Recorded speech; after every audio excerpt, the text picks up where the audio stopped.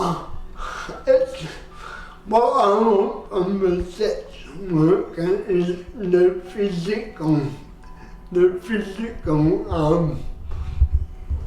activity that we can't independently do for ourselves and that we can't ask other people to do for us. Submissions to the Parliamentary Inquiry for the National Disability Insurance Scheme, now known as DisabilityCare, called for sexual assistance to be included in the list of services offered to Australians with a disability. When you have hands like mine that don't do what they should be doing, sexuality is very much limited to what you pay for or what little bit of action you might get from a shower or someone dressing you and so forth. David and Jenny Heckendorf are profoundly disabled with cerebral palsy. They rely on carers to visit their home each day to feed, dress and shower them. Cerebral palsy affects all our fine motor movements, our coordination, our speech.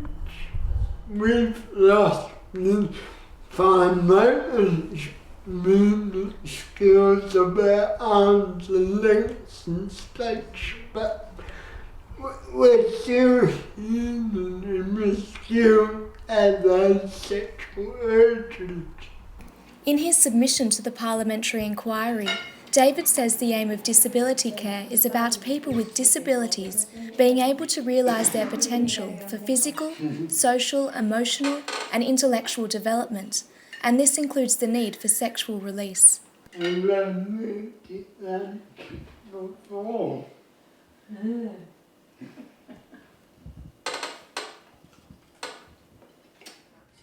South Australian Dignity for Disability, Kelly Vincent, echoed David's call. A cerebral palsy sufferer herself, Kelly believes that sex work should be legalised across Australia and recognised in disability care through self-managed funding for the disabled. No bad laws, just bad laws! No bad laws, just bad laws! So our argument has been, and always will be, that in the event that sex work were legal, people whose disability is enough of a barrier not to achieve sex through other avenues if they want it, should be able to spend funds on sex workers. The legalisation of sex work in New South Wales led to the emergence of the organisation Touching Base in 2001. The role of Touching Base is to lift the awareness of disability, sexuality and the right to sexual expression and also the rights of sex workers, and to make the linkage between people with disability and the sex industry easier. Their bodies are normal. This is the problem. I mean, Mark doesn't speak or do anything like that, but his body functions are normal, and it's something that we all need. You know, it all happens to just normal people, and he can achieve that now with all the help with the which Touching Base has sort of organised all these things, and it's really, really great. Cerebral palsy sufferer Mark Manita had his first encounter with a sex worker when he was 19. He uses the referral service provided by Touching Base to seek disabled-friendly sex workers. Many people think that we just sit in the chair and have no feelings and no desire for touch and sexual needs. But they are wrong. Just because I am totally reliant on somebody to do everything for me, the feelings are still there.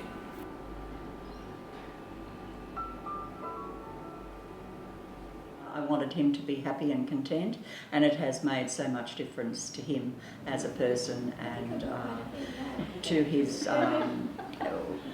frustration and everything. Having sex makes me feel more relaxed within my body. I enjoy the touching and physical side also.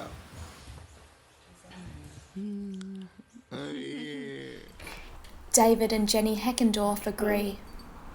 It's a pleasure, it's an enjoyment of life, it's better than drinking and smoking. We get very little opportunity to travel internationally. We don't smoke, we don't drink very much. We can't go out to the football very easily. We don't do many of those recreational activities. We don't have a family. We don't own our own house. Why deny us the simple enjoyment of that touching, that sexual pleasure that our bodies are made and designed to enjoy?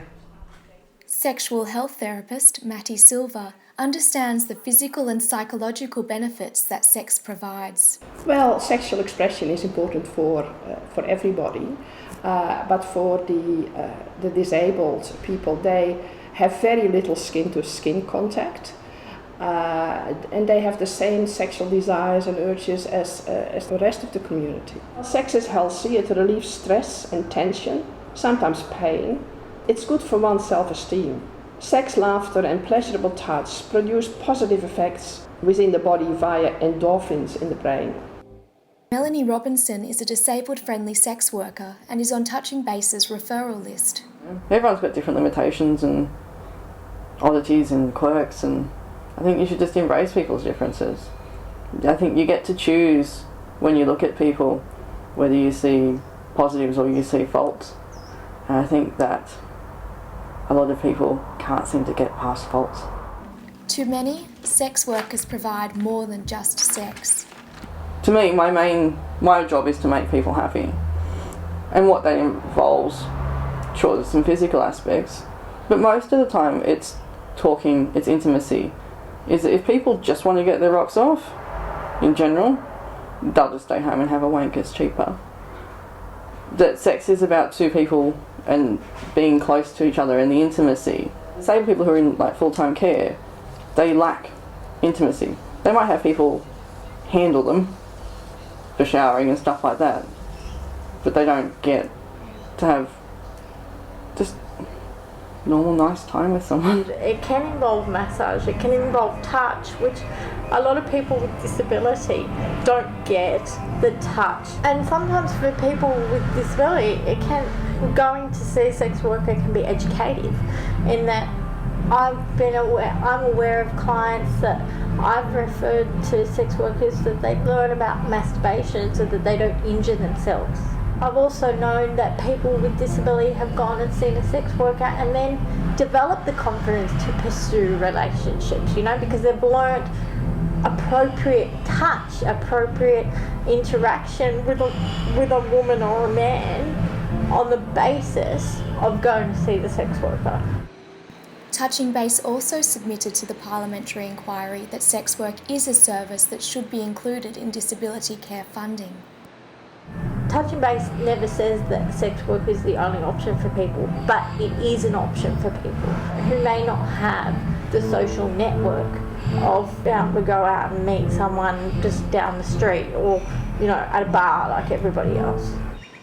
DisabilityCare is set to provide care and support to around 441,000 Australians a year at an annual cost of $22 billion. The Australian Council of Social Service sees the need for such a scheme. What we found when we released our poverty report was that we're facing very significant numbers of people living with disability in circumstances of poverty. So our report showed that 620,600 people who live with a disability are actually living in circumstances of poverty, and that equates with over 27% of people with disability in Australia. It's unsurprising that sex workers are out of the question for most people with disabilities. If we were to privately employ a sex worker by the hour, the sex working rates vary from about $250 up to about $400, $500 an hour. We're on the disability support pension. We would have to save up for months to be able to afford those types of services out of our own pocket. The draft rules on disability care eligibility and the revised bill are silent on the issue of sex work being included in funding for the disabled. The Minister for Disability Reform, the Honourable Jenny Macklin, declined to be interviewed, but her spokesperson said, "No decision has been made to include sex work in the scope of the National Disability Insurance Scheme. The Commonwealth will consult with state and territory governments on this issue." I'm hoping that the government view it as something that needs to be included because it's a service. And that's what the National Disability Insurance Scheme, Disability Care is about. It's about services, accessing services. So it's about that person having choice. Sex worker Melanie Robinson maintains that it is all about individual choice. Sex is not a magical, special thing that needs to be kept in a little box, and it's something that is a very normal, natural human behaviour, and consenting adults should be able to share it as they wish and on whatever terms they wish. While David and Jenny Heckendorf believe sex work has strengthened their 22 years of marriage, Christian Democratic Party leader, Reverend Fred Nile, is not convinced.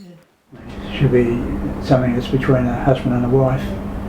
And I think even though they may be agreeing to it now, I think having a third person involved in a very personal, intimate way could eventually change their relationships. Maybe the wife become more attracted to this helper, or the husband get more attracted to the helper, and maybe not interested in each other as they should be. University of New South Wales lecturer Dr. Helen Pringle is calling for sex work to be abolished. It's the purchase of a relationship, and so that when we talk about the purchase of a relationship in that way, what we start to ask is what sort of relationship is that?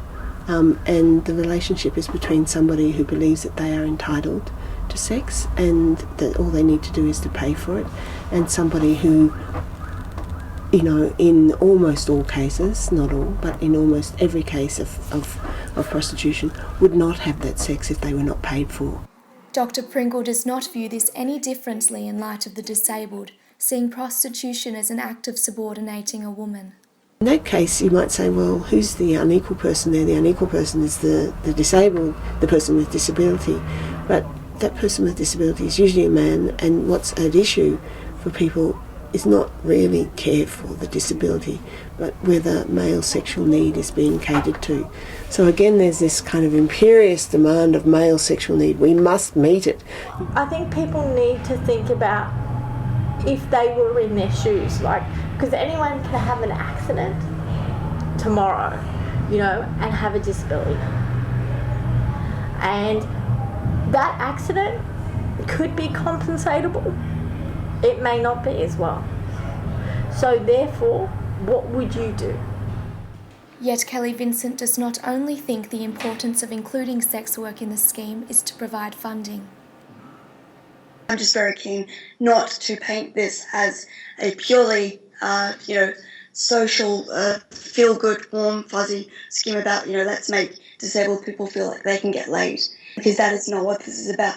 This is about enabling people with disabilities to have the empowerment, the inherent dignity and the control over their own lives on an equal basis with all other members of our community. The issues of eligibility of sex work in disability care are part of the federal government's ongoing discussions with the states and territories. We're too young to give up on sex. We might live for another 30, 40 years. We don't want them to be asexual.